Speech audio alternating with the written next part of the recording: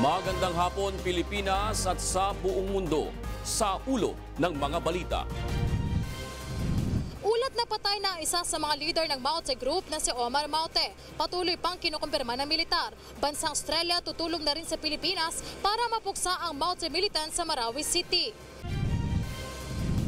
Ilang residenteng lumikas sa Pigkawayan, North Cotabato nakauwi na sa kanilang mga bahay ilang araw matapos ang pag-atake ng BIFF. Banta ng Bangsamoro Islamic Freedom Fighters laban kay Pangulong Duterte, hindi ikinabahala ng Malacanang at militar. National Food Authority nanindigang walang peking bigas sa bansa kasunod ng mga video na kumakalat sa social media. Bureau of Fire Protection planong inspeksyonin ang mga high-rise establishments sa Metro Manila kasunod ng nangyaring sunog sa apartment block sa London. Towing services na magsasamantala sa mga motorista, binalaang tatanggalan ng akreditasyon ng MMDA. Korean language isasama na rin sa foreign language subjects na ituturo sa mga paaralan ayon sa DepEd. Una po sa ating mga balita, nagsimula ng mag-uwian sa kanilang mga tahanan ang mga residenteng lumikas sa Pigkawayan, North Cotabato matapos maibalik sa normal ang sitwasyon sa bayan. Ito ang balita ni Janice Inhente.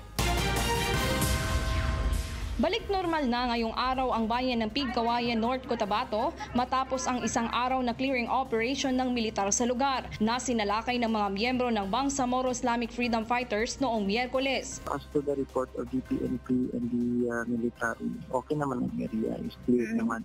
So we need to na lang siguro na ma-ensure lang yun kay Kabaloka before ta magbalik. As a part of the LGU, gusto na mo itong taas na degree of assurance. Ayon kay Jess Lur Garcesa, tagapagsalita ng Pigkawayan Local Government Unit, inaantay na lamang nila ang rekomendasyon ng Pigkawayan Mayor upang formal at pwede nang pauwiin sa kani-kanilang mga tahanan ang mga evacuees. Nakapagtala ng mahigit 1,700 residente ang lumikas mula sa mga barangay ng Pigkawayan. Samantala, bagaman hindi pa formal na pinapauwi, unti-unti nang nababawasan ang bilang ng mga residenteng nasa evacuation center. Before sila ipaulit, na-adjust mga briefing sa together with our mga barangay captains. Wala na mo sila ginapugnan, however, gina-advisean po nga hulat lang tag ka ng further instructions or ano. So actually ma'am, pinanguli. Aabot naman sa mahigit kumulang 300 evacuees ang nagsiuwian na sa kanilang mga tahanan. Matatanda ang madaling araw noong Miyerkules nang nilusob ng BIFF ang bayan ng Pigkawayan. 6 ang nasawi at 8 ang sugatan sa hanay ng BIFF at 1 ang nasawi at 2 ang sugatan sa panig ng CAFGO. Mariin namang sinabi ng hanay ng Armed Forces na gumagawa lamang ng diversionary attacks ang mga teroristang grupo upang mailihis ang atensyon ng militar at pulis sa gulong nangyari sa Marawi. What happened in Pigkawayan recently was in retaliation of and somehow a diversionary attack resulting from the major setbacks they have been experiencing in their stronghold in Maguindanao. Janice Inhente, UNTV News and Rescue, Davao City. Nilinaw ng Manila Police District na hindi konektado sa terorismo ang nangyaring pagsabog sa isa sa mga police station sa Maynila kaninang madaling araw. Sa ngayon ay tinutugis na ng pulisya ang suspect sa insidente. Ito ang balita ni Grace Casin. Away grupo ang tinitignang motibo ng Manila Police District sa pagsabog na naganap kanina sa harap ng Police Community Precinct sa Arellano Street, San Andres Bukid, Maynila. Ayon kay MPD-PIO Police Superintendent Edwin Margajero, hand grenade ang ginamit sa pagpapasabog. Walang naitalang casualty habang 3 sasakyan naman ang nadamay sa insidente. Gayunman naniniwala ang MPD na hindi ito konektado sa terorismo. Hindi po natin pwede i-consider na act of terrorism yan. Unang-una po, ang signs po ng act of terrorism, it is premeditated. Well-planned po yan at expectedly kapag it is an act of terrorism, meron po yung casualty. So dito po sa nangyaring pagsabog po, wala pong casualty po dito. At ang possible motives na tinitignan po natin dito, yung away ng magkabilang grupo doon sa Tuason Street at saka doon sa Zapanta Street. Samantala, mahigit 500 pulis naman ang ipakakalat ng Manila Police District sa Maynila bilang paghahanda sa pagdiriwang ng mga Muslim ng Idil Fitr sa Lunes, June 23. Maglalabas sila ng traffic advisory sa linggo sa mga lugar sa Quirino Grandstand at Quiapo area na posibleng maapektuhan ng naturang selebrasyon. Magkakaroon po ng paneling doon sa area, magde-deploy po tayo ng Special Reaction Unit. Aside from that, maglalagay din po tayo ng mga advanced command posts. Magdadagdag naman ng mga miyembro ng Special Weapons and Tactics o SWAT ang MPD at paigtingin ang kanilang intelligence gathering upang agad na mapigilan ang sinumang may balak na maghasik ng kaguluhan sa lugar. Tiniyak naman ng MPD na wala silang natatanggap na anumang banta ng terorismo sa kanilang nasasakupan sa kabila ng mga memo na naglalabasan sa social media hinggil sa plano umanong pagpapasabog sa mga pampublikong lugar sa Metro Manila. Grace Casid, UNTV News and Rescue, Camp Crame. Susunod sa ito ang balita. Bureau of Fire Protection planong inspeksyonin ang mga high-rise establishments sa Metro Manila kasunod ng nangyaring sunog sa apartment block sa London. National Broadband Plan at Government Portal. Formal lang inilunsad ng Department of Information and Communications Technology.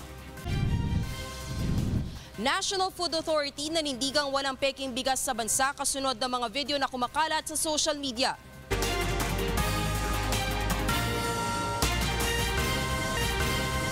Nanindigan ng National Food Authority na walang fake rice na ibinebenta sa merkado sa bansa, taliwas sa mga napapabalita sa social media.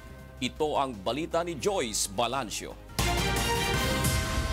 Pumasa sa laboratory test ng National Food Authority o NFA ang 6 na samples ng may fake rice na idunulog sa kanilang tanggapan.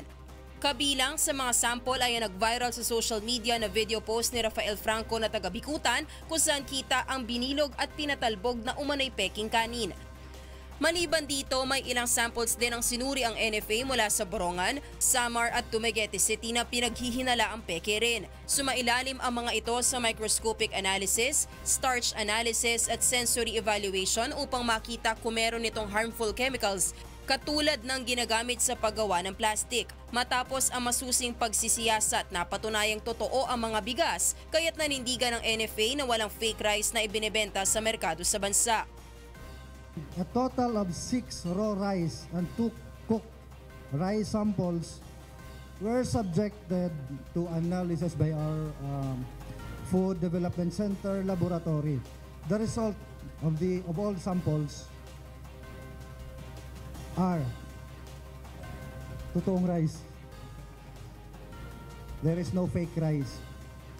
Pinabulaanan rin ng NFA ang mga reklamo ng pagtatae o pananakit ng tiyan dahil sa manay pagkain ng peking kanin.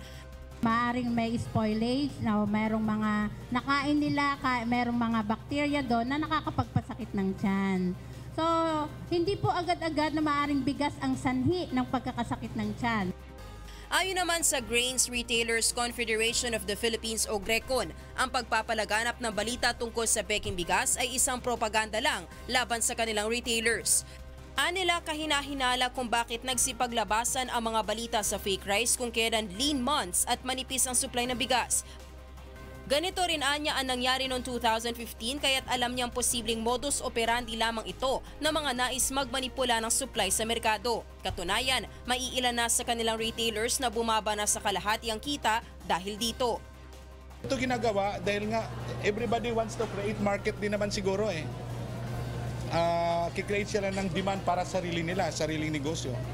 Nanawagan din sila sa pamahalaan na bumuo ng Rice Watch Committee katuwang ang pribadong sektor upang tutukan ang issue. Dapat rin anya panagutin ng pamahalaan na nagpapalaganap ng impormasyong may fake rice sa Pilipinas.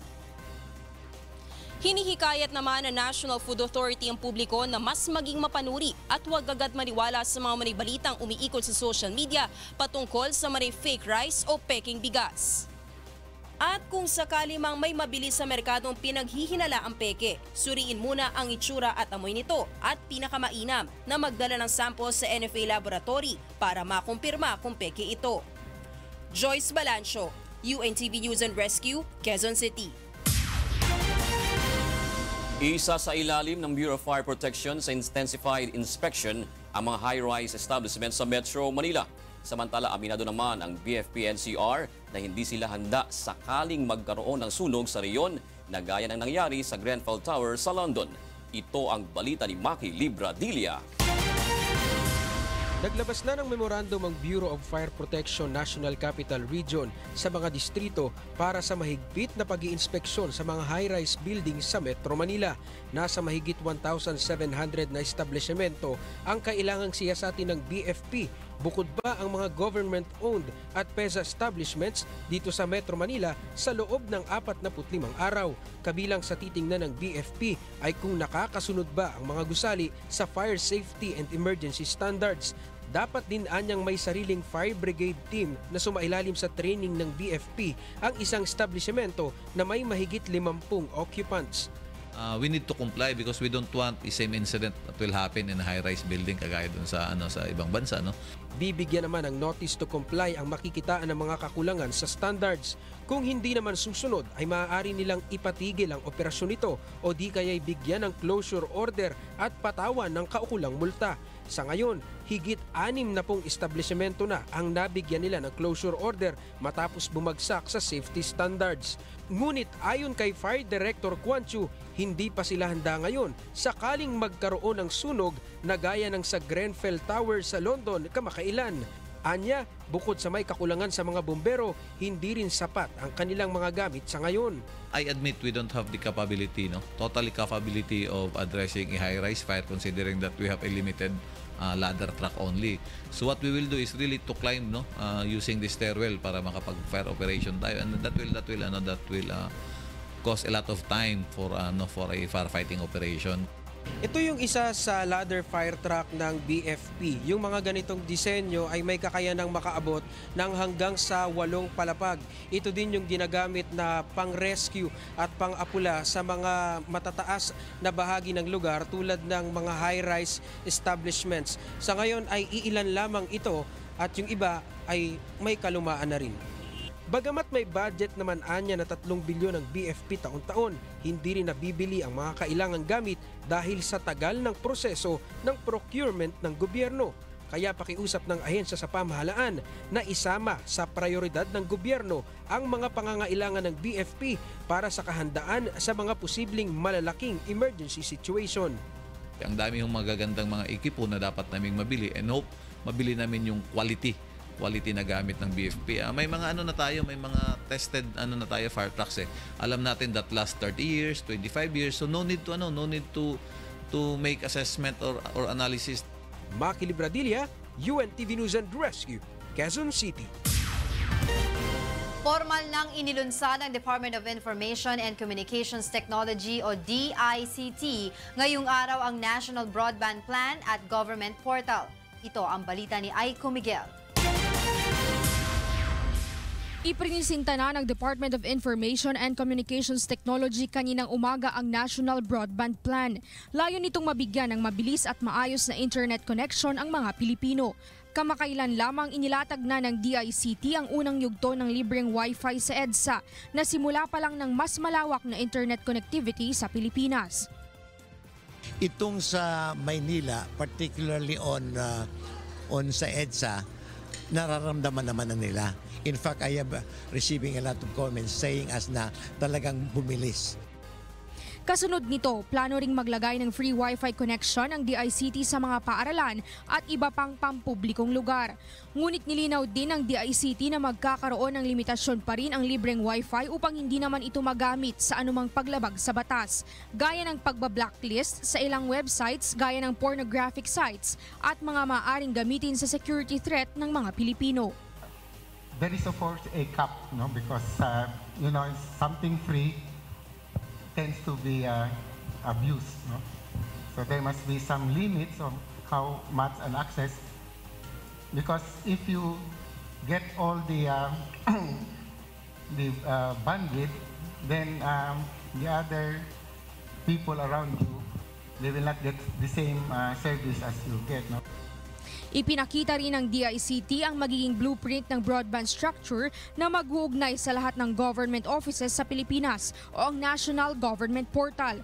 Hinihintay na lang ng DICT ang executive order ng Pangulo para sa implementasyon ng National Government Portal o ang gov.ph. Ito ang magiging single website ng lahat ng government information, transaction at mga serbisyo.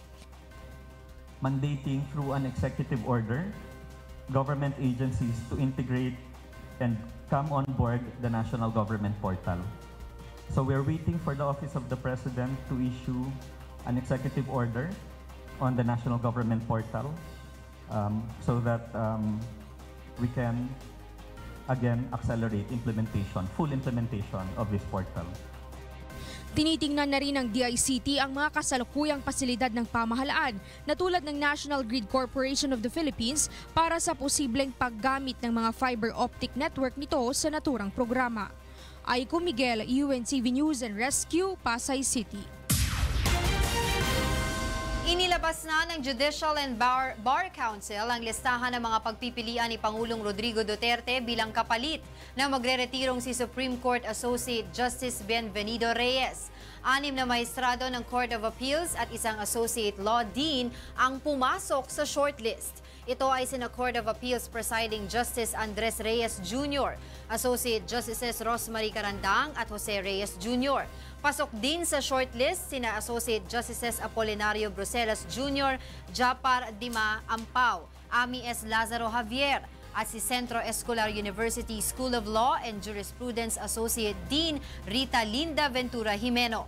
Si Supreme Court Associate Justice Reyes ay nakatakdang magretiro sa darating na 6 ng Hulyo. Posible umanong lumabag na sa karapatan ng mga tunay na mamamahayag kung tuluyang maisa sa batas ang panukalang batas na patawan ng parusa ang mga nagpapakalat ng fake news o peking balita sa publiko. Ito ang balita ni Nel Maribuho. Mabigat na parusa ang naghihintay sa sinumang tao o media organization na gumawa o nagpakalat ng anumang maling balita o fake news.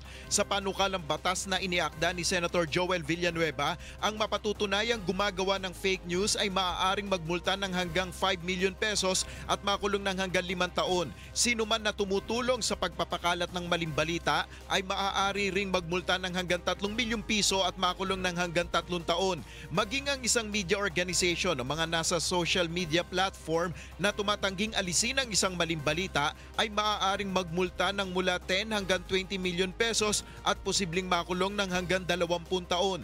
Batay sa proposed bill, maituturing na fake ang isang balita kung ito ay nagdudulot ng panic, pagkakabaha-bahagi, gulo at karahasan na malinaw na isang propaganda lamang.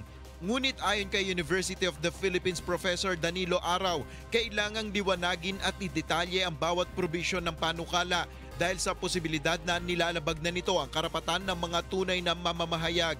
Pwedeng masabi na unconstitutional ito dahil malinaw naman na nakasaad sa ating Bill of Rights na no law shall be passed abridging, among others, the freedom of speech and of expression. Hindi rin anya sagot ang panukalang batas na ito upang mawala ang pagkalat ng fake news. Ang sagot sa fake news ay self-regulation, hindi po regulasyon.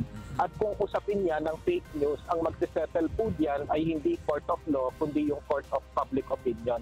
Suportado naman ni Senator Bam Aquino ang panukalang batas, ngunit may ilang probisyon na dapat anyang klaruhin. Isa na rito kung ano ang mga magiging matibay na basihan para maituring nga na peke ang isang balita. Nel Maribuhok, UNTV News and Rescue, Pasay City.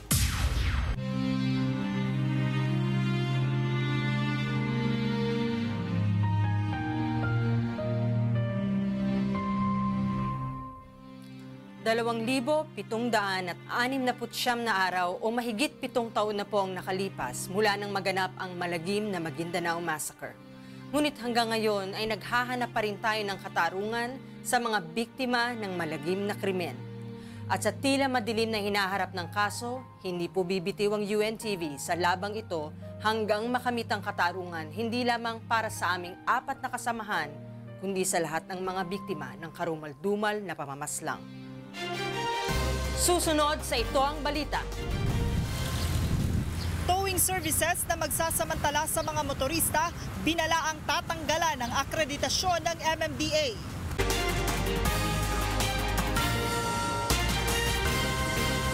Inumpisahan na ng Metropolitan Waterworks and Sewerage System o MWSS at iba pang grupo ang pagtatanim ng mga puno sa ilang watershed sa Luzon. Ito ang balita ni Ray Pelayo. Isang ipodam sa Norsagaray, Bulacan sa pinagkukunan ng tubig para sa Metro Manila. Bagamat natatakpan ang puno ang watershed nito, ay kailangan pa ring tamnan ang ibang lugar para maiwasan ang pagguho ng lupa. Dito isinagawa ng MWSS at ng iba pang grupo ang launching ng 5 Million Trees Challenge na itatanim sa loob ng 5 taon. Ayon kay Administrator Reynaldo Velasco, malaki ang posibilidad na lumampas pa sila sa kanilang target dahil ngayong taong pa nga lamang ay nasa 1.5 million na puno na ang kanilang maitatanim. This is a challenge na para sigurado ma-secure natin ang tubig ng Manila, malinis. Ayon sa MWSS, nasa 4 na milyong litro ng tubig ang nanggagaling dito sa Ipo Dam para sa supply ng tubig sa Metro Manila. At dapat na maingatan ang watershed nito. Pagkatapos ng 5 taon ay makapipigil na ng lupa ang mga itinanim na puno. Isusunod na tatamnan ang mga watershed ng Angat, Umiray sa Quezon, Lamesa, Marikina at Laguna Lake. Plano rin ng MWSS na maglagay ng dam sa pagitan ng Angat at Ipo Dam upang ipunin ang tumatapong tubig kapag tag-ulan. Sa ngayon ay nasa 14 na milyong residente sa Metro Manila at karatig lugar ang umaasa sa tubig mula sa Angat Dam. Ray Pelayo, UNTV News and Rescue, Quezon City. Samantala, nagbabala ang Metropolitan Manila Development Authority na tatanggalan ng accreditation at hindi na papayagang mag-operate ang mga towing services na mapapatunayang nagsasamantala sa mga motorista. Ito ang balita ni Joan Nano. Ipinatawag kanina ni Metropolitan Manila Development Authority Chairman Danilo Lim ang mga may-ari ng 33 MMDA accredited towing services. Ito'y matapos na makatanggap siya ng ilang sumbong ng irregularidad at umano'y pananamantala ng ilang towing company sa mga motorista. Ilan sa mga sumbong na nakarating umano kay Lim ang sinasabing pangaagaw ng mga towing personnel ng manibela mula sa driver upang sapilitang hataki ng mga sasakyan at ipatubos kahit wala namang violation. May ilan rin ani ang towing services na sa halip na gumamit ng kadena ay lubid ang ipinanghahatak sa mga sasakyan at may ilang truck din ang nag-ooperate ng walang plaka. Mga tao na nagtoto, mga nakachinelas, nakasando, naka-short pants. Baka nakadroga pa yan, napilit na inaagaw yung mga manibela ng mga sasakyan para mato. Yung gusto lang nilang magto. Yung mga modus na, siyempre marami dyan kakutsabi rin yung mga tao namin sa MMDA. Gusto dito, plano ng MMDA na magpalabas ng bagong panuntunan kaugnay sa sistema ng pagtutow ng sasakyan upang maiwasan ang anumang kaso ng pananamantala at isyu ng korupsyon sa hanay ng mga ito. Giit ni Chairman Lim sa mga may-ari ng towing, serbisyo at hindi negosyo ang dapat napakay ng mga ito sa mga motorista. Sa ilalim ng umiiral na patakaran sa towing at impounding, ang mga sasakyan na nasiraan sa kalsada, nasangkot sa aksidente at mga iligal na nakaparada ang maaaring hataki ng MMDA at mga accredited towing service.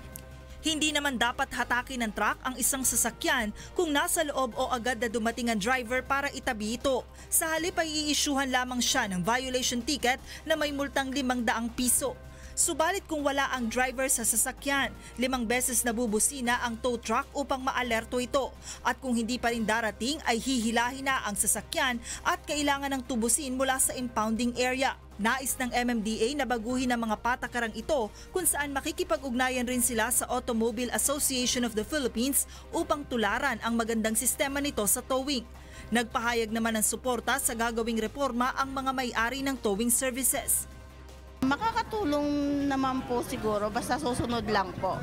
Tsaka nangako naman po si General Lim na napatas yung pagbibigay nila ng deployment sa mga towing. Target ng MMDA na mailabas ang bagong IRR sa susunod na buwan.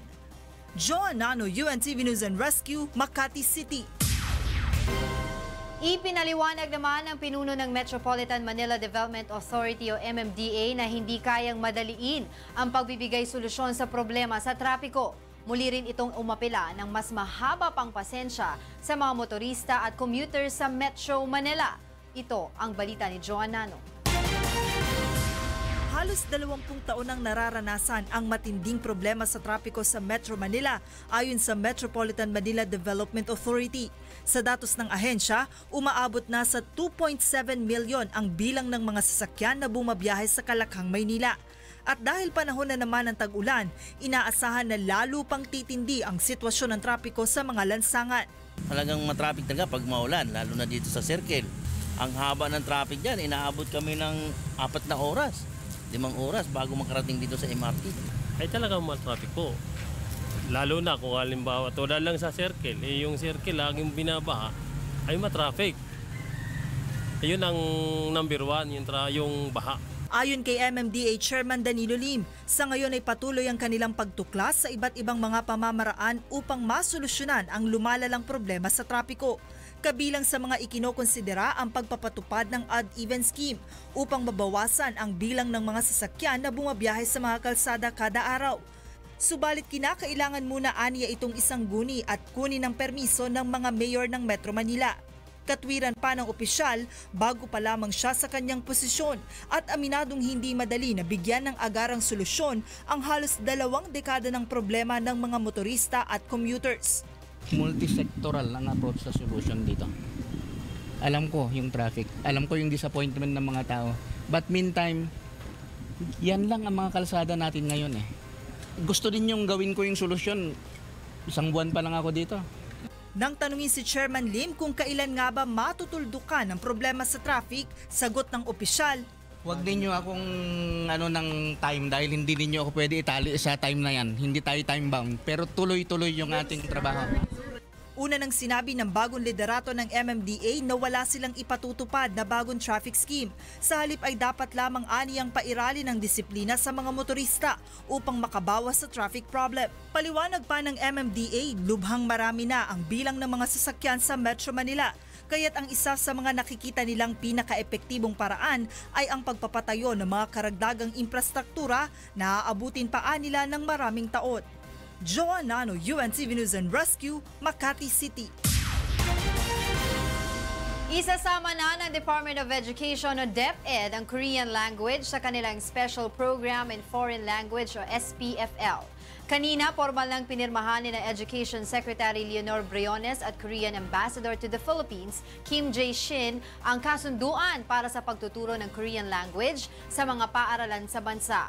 Ayon sa DepEd, bahagi ng paglinaw ng kakayahan ng mga kabataang Pilipino ang naturang hakbang. Makatutulong din ito para sa maayos na ugnayan sa foreign students sa bansa na ang karamihan ay pawang South Korean nationals. Bukod sa Korean language, meron ding Chinese, Mandarin, Japanese, French, German, Spanish class sa ilalim ng SPFL.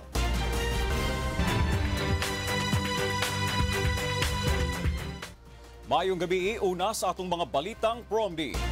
Ipadala sa nagkalain-laing dapit sa nasod ang mga bag-ong pulis nga natapos na sa unong kabulan nga training sa Bacolod City. Kini ang balita ni Lalaine Moreno. 821 ka trainees halin sa Police Regional Office 18 kag 6 ang ginkilala na nga mga bag-o nga miyembro sang Philippine National Police sa recognition rights sa Bago City, Negros Occidental kagina sang aga. Ang mga inihalin sa Public Safety Basic Recruit Course classes dakila kag masiglab nga nakatapos kag nakapasar sang 6 kabulan nga training. Iga-deploy ang mga ini sa nagkalain-lain nga parte sang pungsod pagkatapos ang ila graduation ceremony sa Agosto. Suno kay PNP Chief Police Director General Ronald De La Rosa, makabulig ang mga bago nga pulis sa pagpadayon sang kalinong kag seguridad kontra sa mga rebelde nga grupo. Ang pinakaayaw ko yung pulis na talawan, yung duwag na pulis. Dapat yung pulis ready to fight anytime. Para naman sa mga bago nga recruit, isa ka dungog ang mangin isa ka pulis nga may obligasyon nga protektahan ang mga sibilyan. Himoon ko tanan bilang police officer maging responsible ag hindi maging protector sa illegal na droga ag sa tanang mga illegal activities. Base sa kota sa PNP, nagakinahanglan ini isang 14,484 nga duga nga pulis sa pungsod. Lalaine Moreno, UNTV News and Rescue, Negros Occidental. Ginaduso ni Davao City Vice Mayor Paulo Duterte ang pagbutang og body cameras sa mga traffic law enforcers sa Dakbayan aron malikkayan ang mga kaso sa pagpangikil. Kini ang balita ni Diane Ventura.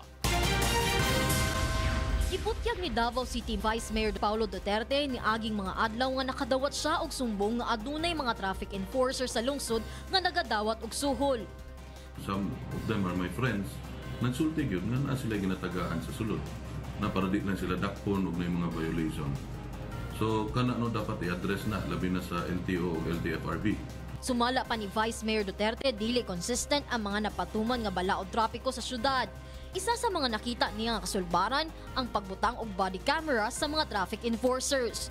Pinaagi sa body cams, mamonitor ang ginabuhat sa mga traffic enforcers. Suportado usab sa hepe sa Davao City Police Office Traffic Group ang mando sa Vice Alcalde kay dako gayud ang matabang niini sa mga enforcers. Para maiwasan po natin yung mga allegation na may nangutong, may nanghingi ng pera. Busa niini usa ka joint task force usab ang gitukod sa LTFRB aron bantayan ang mga pedestrians nga nagalapas sa balaod trapiko. Diane Ventura, UNTV News and Rescue, Davao City.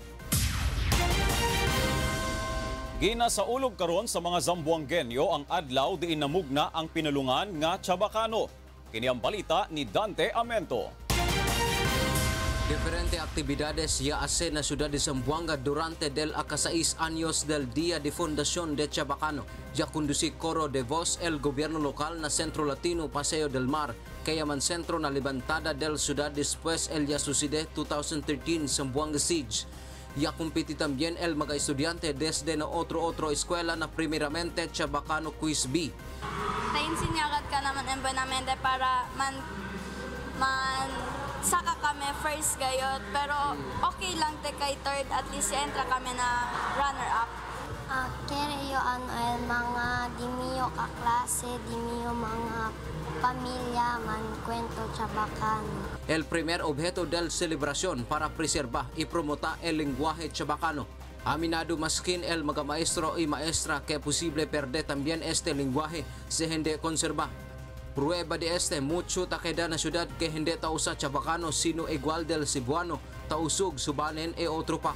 Actualmente ta enseña na mga eskwela na ciudad el lenguaje chabacano desde na grade 1 hasta grade 2. Yo como un maestra de divisoria elementaria, grande ayuda kanamon, especialmente quiere kami hace el dialecto preserva gayot, el dialecto chabacano, con mo kanamon mga de Zamboanga. So, na eskwela también, bien grande ayuda ta puede hacer con el mga bata, como ara, y dalegat expresagan mucho el diila saber con este. Dante Amento, UNTV Noticias y Riscate, Ciudad de Zamboanga. Ug kana ang mga balita ang atong gitutukan gawas sa kauluhan. Ako si Victor Cosare, maayong gabi.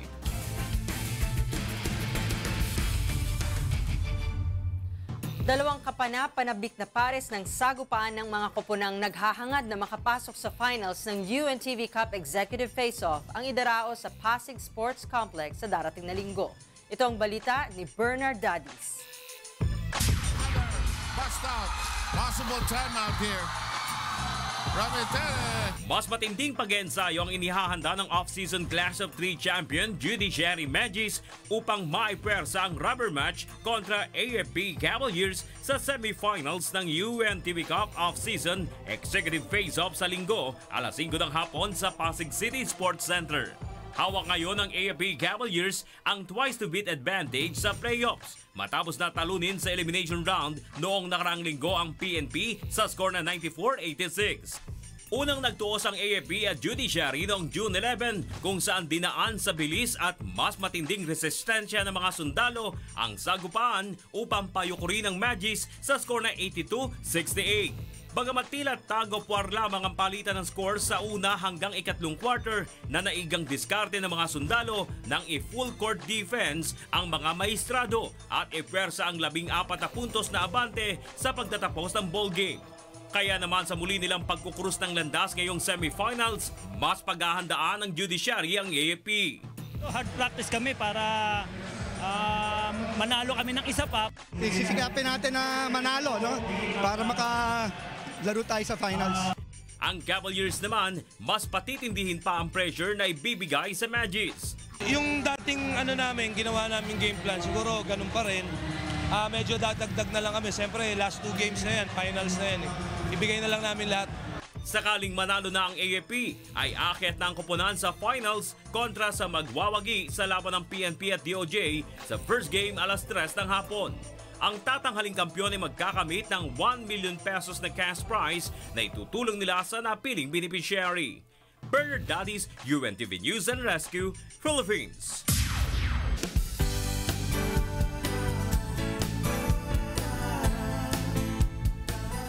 Nagsagawa ng bloodletting activities ang Members Church of God International o MCGI sa dalawang bayan sa Bulacan. Ito ang balita ni Jerry Galicia.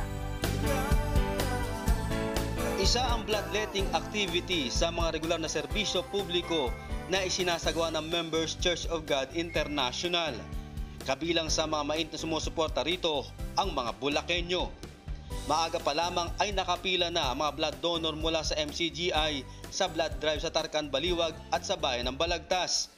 Sa bawat patak ng dugo na ating ibinibigay, tayo po ay nakapagbibigay ng tulong sa ating kapwa-tao. Nagbibigay po tayo ng buhay sa ating mga kababayang nangangailangan po ng dugo. Tayo po na nakakaalam po na at natuturuan na makagawa ng mabuti. Alam natin na itong advokasya na to ni Kuya ay malayo yung mararating at maraming maikinabang. Malaking benepisyo sa atin. Una-una, kung meron kang sakit, malalaman yung sakit mo. Pangalawa, yung dugo natin, kung di natin napapalitan o nababawasan, malaking bagay na malinis yung dugo natin. At pangatlo, yun nga, yung maitulong mo, maibahagi mo yung dugo mo, yung buhay sa iba. Umabot sa kabuang 114 na blood bags o katumbas na mahigit 50,000 sisi ng dugo ang nakalap sa isinagawang bloodletting sa dalawang lugar sa lalawigan. Ang mga nakalap na dugo mula sa Tarcan, Baliwag ay dinonate sa Philippine Blood Center, habang sa Bulacan Blood Council naman ibinigay ang mga blood bag na nalikom sa bloodletting activity sa Balagtas, Bulacan. 9 years na pong kapartner namin ng ADD Bulacan sa Voluntary Blood Donation Program ng Bulacan. Quarterly po silang sumusuporta sa blood donation program ng Bulacan and marami pong natutulungan, particular sa mga Bulakenyo. Kung di naman po sila nakakapag-recruit ng blood donors, wala po tayong magiging blood donation. Mula sa Bulacan, Jerry Galicia para sa Serbisyong Kasangbahay. At yan ang naging kabuuan ng ating balitaan ngayong gabi. Aming inilahan ang buong katapatan kung paano namin nasaksihan. Kayo'y makapagtitiwala na ang aming nakita at narinig, ang aming ibinabalita. Happy weekend sa inyo, ha? Si Kim, maraming salamat. Kim. At salamatan mo rin ako. Thank you, June. Medyo matagal-tagal ka pa eh. Magandang gabi po.